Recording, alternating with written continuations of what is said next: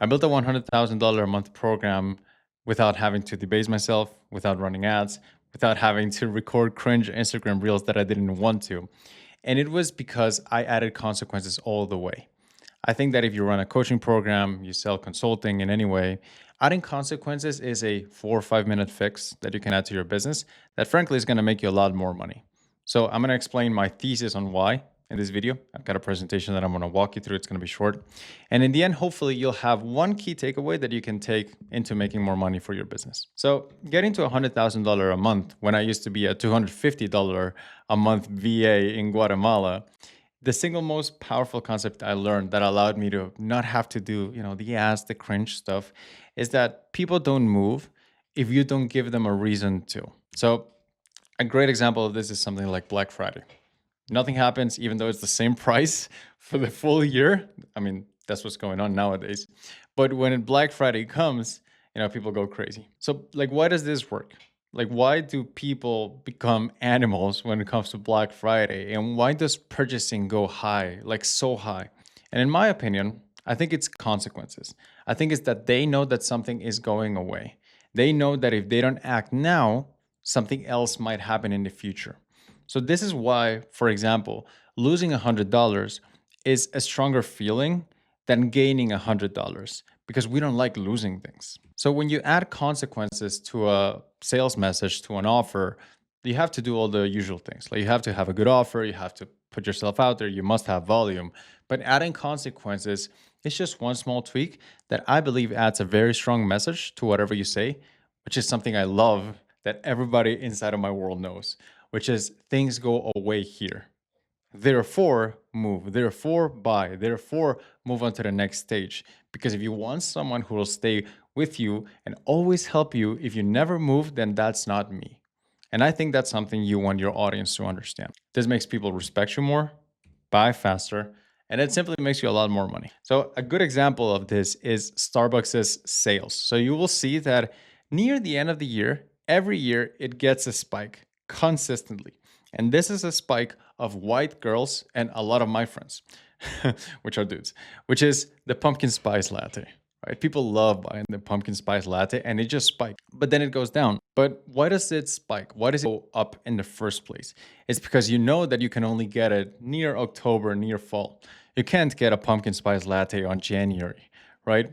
And because something is going away, there is a consequence to the product, then people want to buy the product now rather than later. My problem personally with evergreen offers, the link in bio, when you always have an offer, always open, always book a call, is that there is no real consequence to it.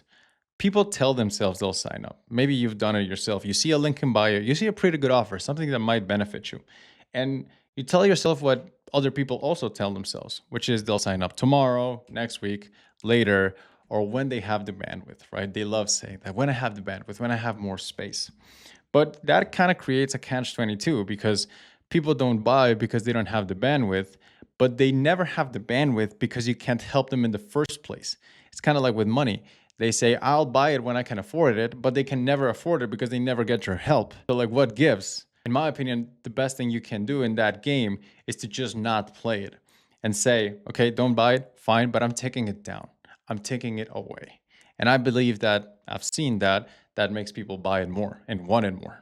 Consequences is what allowed people to actually move. And the interesting thing in my business is that sales looked like The Rock's eyebrows almost every week. So, for example, I'd sell an offer a week, and I'll go further and more deep on like how that works, like in the next slide.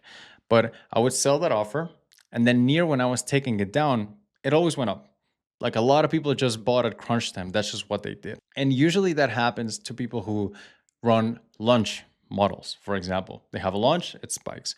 Or when you take things down, it will always spike at the end. It's just very predictable because people hate losing things. They hate that more than they love gaining things. And the way this works for me, because I don't like highly stressful businesses and I don't like running launches all the time. And if you're watching this video and you know me, you probably know that or you don't resonate with that either, is this works because of how I structure my offers, which is what I call an offer shell. So an offer shell, let's take a typical program, for example. It's just a nuanced take on what we see as an offer. So for example, when somebody sees we're in the World Cup right now. So when somebody sees a shot, right? Other people see person kick ball. The other person sees which part of the foot, what's the effect, where is the position, right? They see more things. So I'll invite you to like see more things within what other people only see one thing.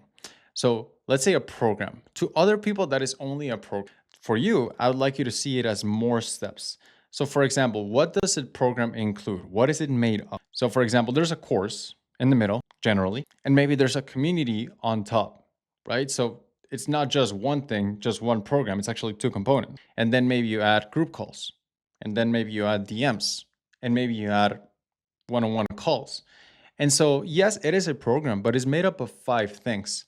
And one of my favorite quotes, actually, I don't know who said it, but I just like the quote a lot, which is, gentlemen, I only know of 2 ways to make money, either bundling or unbundling.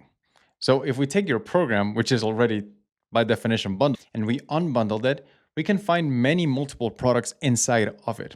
Multiple products are different price points that different people will want. So a big problem that people have is that they only sell one program and they only sell it to the most loaded, richest, biggest guys, right? And there's not that many of them. Most people cannot afford it, but they can pay half of it pretty consistently. They can pay 1/4 of it pretty consistently. And so you can do a lot of good for your business by monetizing that demand. So how do you do that? You unbundle what you currently have and you sell different parts. And it's not complicated for you to deliver. It's actually less because it's like it's the same thing minus the DMs. It's the same thing minus the calls. And this opens up multiple different offers that you can sell on their own instead of the one. How does this tie into consequences? For me, instead of selling the same program over and over, I just promoted one level of my shell every week. And I'll give you the pricings for this. So the course, maybe I'll do workshops every month or so. That'll be like $100. The community, that would be like $250 a week. Not include group calls on that. DMs would be 500 a week, and one-on-one calls would be $3,000 per call. So I could sell multiple things in a month, but I would take that one thing that I promoted that week down. So I'd have 4 offers every month. And if you wanted to buy one and you didn't, then you'd have to wait another month to get it. Just beautiful, because then you'd include those consequences, and that's when I'd have the spikes near the end without changing much of my offer. So I'd sell one offer a week and then I'd take it down. This allowed me to ethically sell the same offer only once a month while still having something for sale at all times. So kind of the takeaway here is that you don't have one offer, you have multiple. You just call it one. It's like, yes, you have one country, but you have multiple cities within that country. And so you can make tour guides on each city and then promote one every week. The best part for me is that it was predictable because every time without fail, it was kind of a meme within me and my friend Christian. You get people buying near the end because urgency, scarcity, people know that they're tricks, but they still work. They're still helpful. So if it works, and because you would be doing it every week, you would always be making money. So the big takeaway here is add consequences to your marketing. And how do you add consequences to your marketing without it getting too bloated and too complicated? Is don't look at your offer as one big thing. Look at it as multiple things. Like it's not just one fist, it's 5 fingers, right? And then promote one every week on things that you're already delivering. Take it down so that every time you take it down, you'll get that predictable spike in sales. Hope this helped, and subscribe for more.